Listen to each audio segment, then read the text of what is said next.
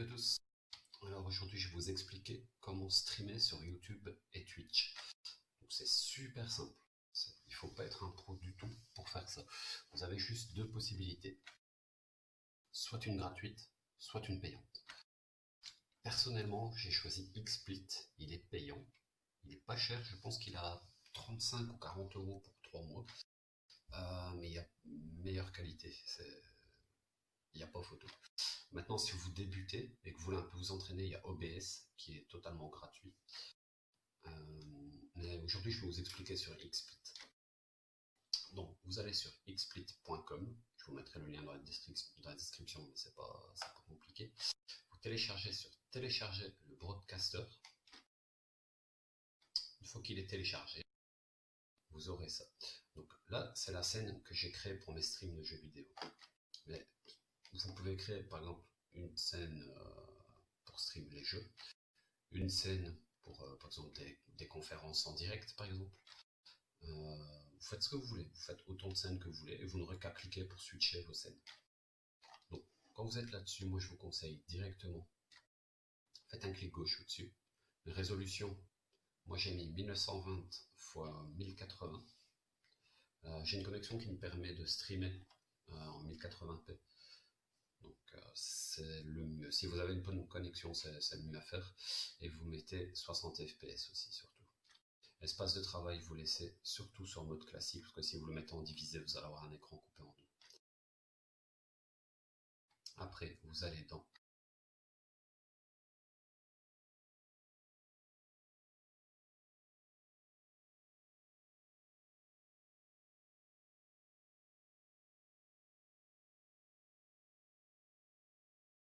couper la webcam, par exemple ma webcam est ici. Si je veux la couper pour vous montrer quelque chose qui est en bas à droite de l'écran, j'ai juste un clic à faire et elle se coupe. Même chose pour tout, le live chat, tout. Bon. On va faire par le début. Vous faites ajouter une source, parce qu'au début vous n'aurez rien du tout, mais rien, vous aurez écran noir total. Vous faites ajouter une source. Pour que vous voyez mon bureau, c'est capture d'écran, desktop 1. Là, c'est juste une capture de tout ce qui se passe sur votre écran, mais pas des jeux. Par exemple, ici j'ai téléchargé Hyperscape, il n'est pas détecté quand je vais dans capture de jeu, détection automatique, il n'est pas détecté, donc je le fais en desktop, mais ça marche pas du tout sur tous les jeux. Moi, je vous conseille toujours, c'est de faire un test si vous voulez streamer un jeu vidéo. Vous venez dans capture de jeu, détection automatique.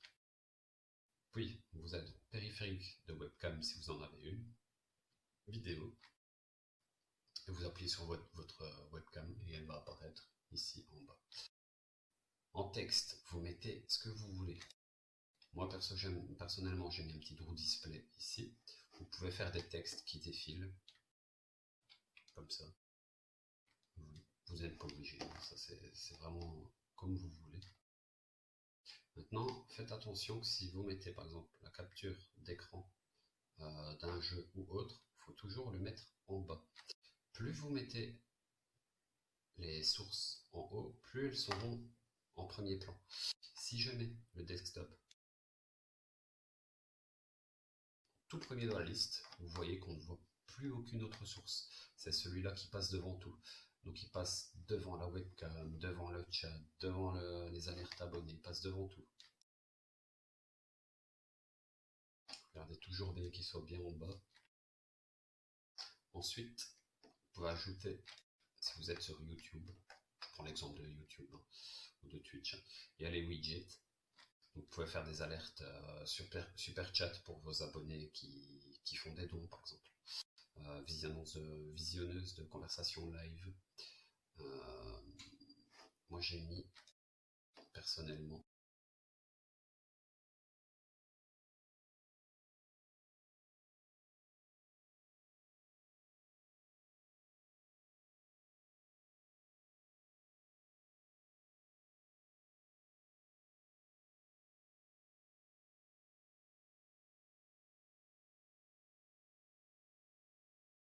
tout le temps.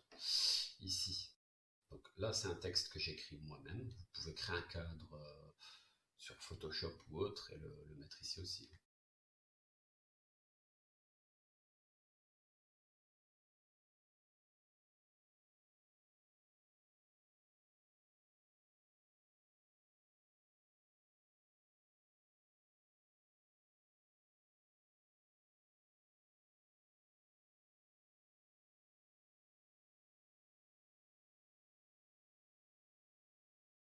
Si vous voulez streamer sur Twitch, de base, il n'est pas dans XSplit, mais c'est gratuit.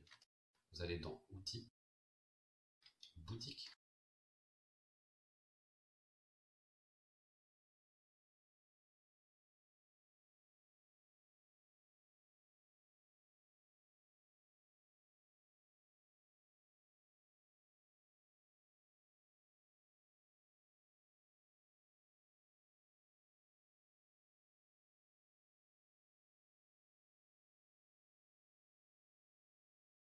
Après, une fois que vous avez configuré votre scène, il n'y a pas besoin de l'enregistrer, hein, ça s'enregistre automatiquement, il n'y a rien du tout à faire. Une fois que vous avez enregistré votre scène, cliquez sur diffusion, donc que ce soit l'un ou l'autre, je vais prendre l'exemple de YouTube. Première fois que vous allez cliquer dessus, il va vous demander une clé d'activation de votre chaîne. Donc, vous allez sur YouTube, vous allez dans Créer, passer au direct.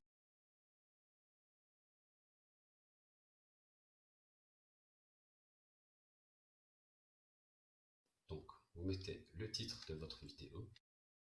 Si vous voulez faire des tests, mettez-le en privé. Si vous le mettez en privé, personne ne pourra la voir. Donc, mettez bien votre live en public. Puis vous faites une petite description de votre vidéo, vous expliquez votre vidéo. Là, vous mettez ce que vous voulez, sport, jeux vidéo, ça vous le voir. Là, vous pouvez importer une petite miniature. Donc, vous pouvez préparer votre miniature avant et la mettre là directement. L'audience, est-ce qu'elle est faite pour les enfants, oui ou non? Ça, à vous de voir. Et quand vous allez cliquer sur créer un flux, moi je ne vais pas le faire sinon tout le monde va voir ma clé. Quand vous allez cliquer sur créer un flux, sur la deuxième ligne, il y aura un lien HTML. Ce sera votre clé YouTube. Ça, dès que vous l'avez, vous retournez dans diffusion, vous mettez votre clé, démarrez le live. Je vais vous le montrer. Moi c'est déjà enregistré donc voilà. Diffusez maintenant, vous pouvez le mettre pour plus tard. La même chose. Donc les tags, faites vraiment attention que c'est ce que les gens vont écrire dans leur moteur de recherche YouTube pour trouver une vidéo. Donc si vous voulez faire une vidéo, par exemple sur Dragon Ball Z, sur des casquettes Dragon Ball Z, ben, vous tapez casquette, virgule pour créer un mot, DBZ, voilà. Et tous les gens qui vont taper Dragon Ball Z ou casquette Dragon Ball Z vont avoir votre vidéo en suggestion. Catégorie, même chose. Ça à vous de voir. Privé. La latence. Alors, latence normale, il faut compter qu'il y a plus ou moins 30 secondes de décalage entre ce que vous allez faire et ce que les gens vont voir. En bas, il y a plus ou moins 10 secondes. Et en ultra bas, moi personnellement, je mets toujours ultra bas, il y a 3 secondes. Donc ça, c'est vraiment nickel pour que les gens vous parlent. Si vous mettez normal, le temps que les gens vous envoient le message et que vous le voyez, il y aura facilement 40 ou 50 secondes avant que vous le répondiez. Ils vont peut-être penser que vous voulez laisser un peu de côté et ils vont partir. Maintenant, moi, je vous conseille de faire vraiment du contenu de qualité. Ça sert à rien de faire comme je faisais avant, il y a 2 ans. Je faisais une petite vidéo de gameplay où je jouais pas bien. Et je mettais toutes les vidéos sur ma chaîne et j'avais jamais de vues, j'avais peut-être 10 vues, 11 vues. Et ça marche pas du tout, ça. Maintenant, à chaque fois que vous allez lancer une vidéo, le temps de cliquer sur diffusion et de revenir sur votre jeu, les gens vont voir la transition du programme au jeu. Et à la fin, quand vous allez quitter, même chose. Donc il faudra découper vos vidéos sur YouTube. Je vais vous montrer comment on fait. C'est super simple. Au début, j'ai eu du mal, mais en fait, c'est vraiment bête. cliquez sur votre chaîne, vous allez dans YouTube Studio, dans vidéo, prenez une vidéo au hasard, voilà, vous allez dans montage. Donc on va dire qu'au début il y a la transition XSplit vers la vidéo, et à la fin il y a la vidéo vers XSplit, le temps que vous allez mettre pour couper le live.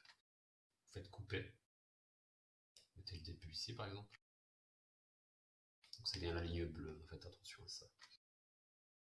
Mettez la fin là. Quand ça c'est fait, faites vraiment attention, il faut appuyer absolument sur prévisualiser. Et une fois que c'est fait, cliquez sur enregistrer. Il faut compter 5 ou 6 heures avant que la vidéo ne soit traitée. Donc pendant les 5 ou 6 heures, tout le monde verra la vidéo entière. Et après, ce sera résolu.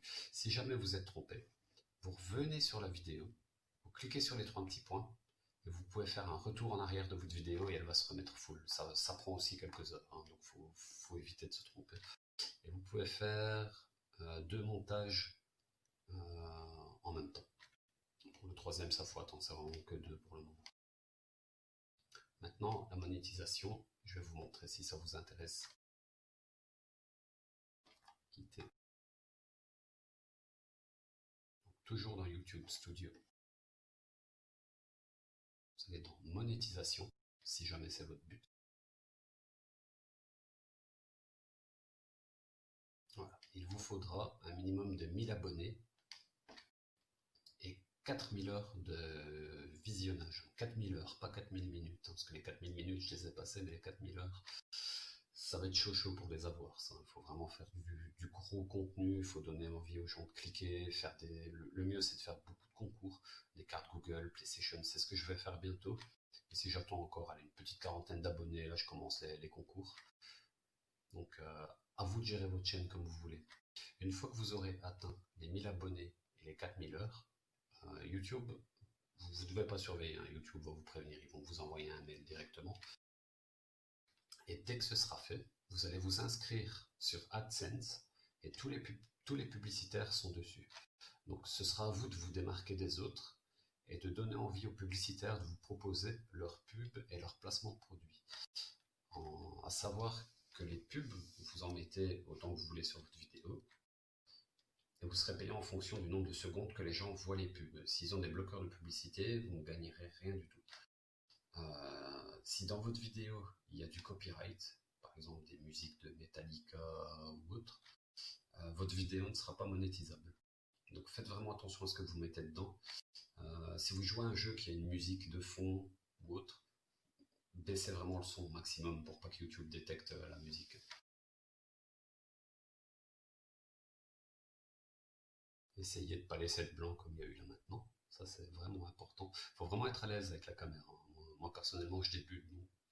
Je m'en fous un petit peu. C'est plus pour aider les gens que je fais ça. Bon, ben voilà, vous savez tout ce qu'il y a à savoir. Donc, n'oubliez pas, faites une belle présentation, réglez le son. Donc, ne le mettez pas trop fort, sinon vous allez avoir, comme moi, tous les bruits parasites qu'il y a derrière. Là, ça va déjà beaucoup mieux. J'attends mon nouveau micro parce que mon casque SteelSeries il est en train de rendre l'âme. Mais faites vraiment attention au son, la qualité de l'image. Même chose, j'ai ma nouvelle caméra qui va arriver. Faites vraiment attention à tout. Si vous voulez faire du bon contenu, c'est malheureux à dire, mais il faut dépenser de l'argent. Il faut vraiment de la bonne qualité. Bon allez, bonne journée à tous et merci pour tout.